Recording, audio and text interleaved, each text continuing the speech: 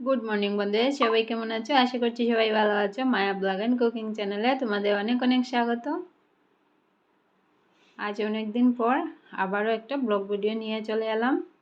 তো সবাই কেমন আছো? আশা করছি সবাই ভালো আছো। তো স্কিপ না করে পুরো ভিডিওটা দেখার অনুরোধ রইল।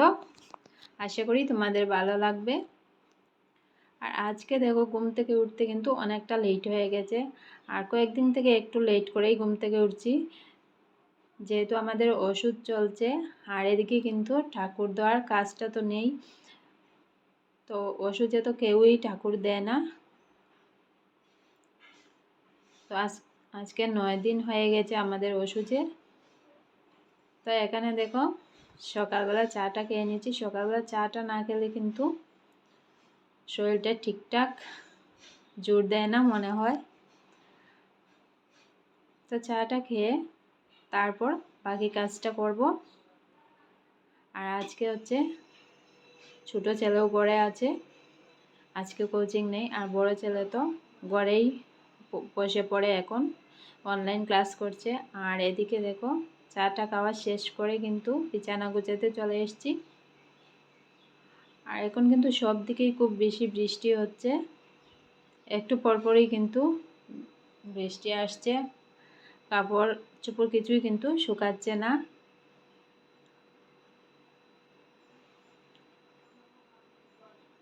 তো বন্ধুরা,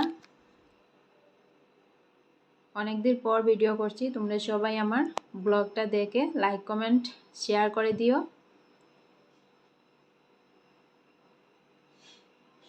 আর এদিকে দেখো, একটা বিছানা গুছিয়ে আমি আরও একটা বিছানা গুছিয়ে নিচ্ছি।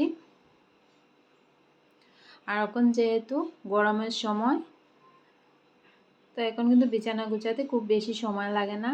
আর ঘরের সব কাজই যদি তোমাদের সাথে শেয়ার করতে থাকি, তাহলে কিন্তু তোমরাই জানো বা বুঝতে পারো যে কত সময়ের একটা ব্লগ হবে। তো এর জন্য অল্প অল্প করে তোমাদের সাথে শেয়ার করে নিচ্ছি। আর এদিকে বিছানা গুছানোর আগেই কিন্তু আমি কাপড়টা মেশিনে দিয়ে দিয়েছি, যেহেতু বৃষ্টি দিচ্ছে একটু পর পর। তো মেশিনে দিলে কি হয়, একদম জলটা তো শুকিয়ে যায়, আর একটু রোদ পেলেই কিন্তু কাপড়গুলো শুকিয়ে যায়। আর এই পর্দাগুলো ধুয়ে দিলে কিন্তু অনেকটা জায়গা জুড়ে থাকে, এর জন্য অন্য কিছুই কাপড় ধুতে পারি না, যেহেতু বাড়িতে জায়গা একদমই কম।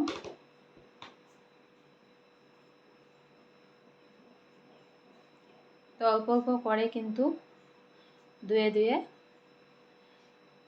কাজ সেরে নিচ্ছি।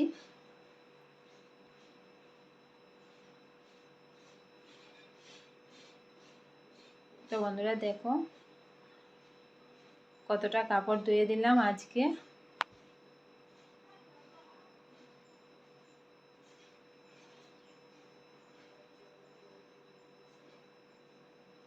আর বৃষ্টি আসলেই কিন্তু দৌড়ে কাপড়গুলো তুলতে হয়।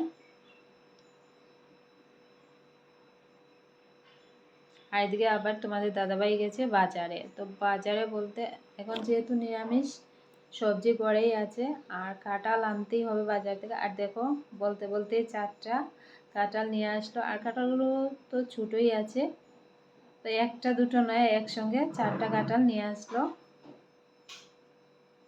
আর এখানে দেখো ধনিয়া পাতা, এই ধনিয়া পাতাগুলো খেতে কে কে পছন্দ করো কমেন্ট করে জানিও।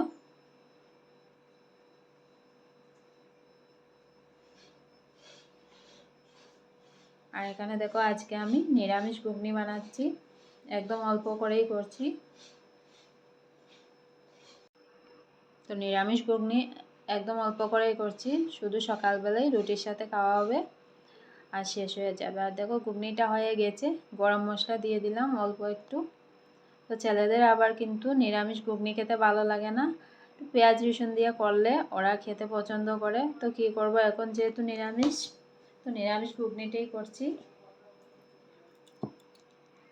আর এদিকে দেখো, সকালবেলা আগে থেকেই আমি কিন্তু আটাটা মেখে একদম লিচি কেটে রেখেছিলাম, রুটি করব। এদিকে কিন্তু তাড়াতাড়ি করে রুটি করে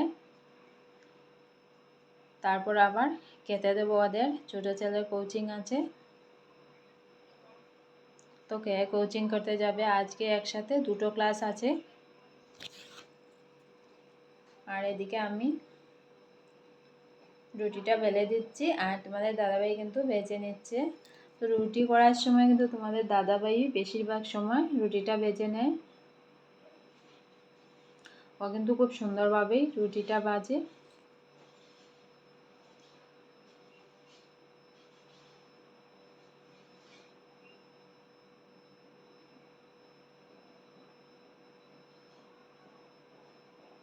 আর দুজনে মিলে কিন্তু রুটি করলে খুব তাড়াতাড়ি হয়ে যায়। আর দেখো এদিকে রুটিটা সেকা হয়ে যাচ্ছে আর ফুলে উঠছে। আর তোমাদের দাদাভাই কিন্তু এভাবে করেই রুটিটা ছেঁকে নেয়।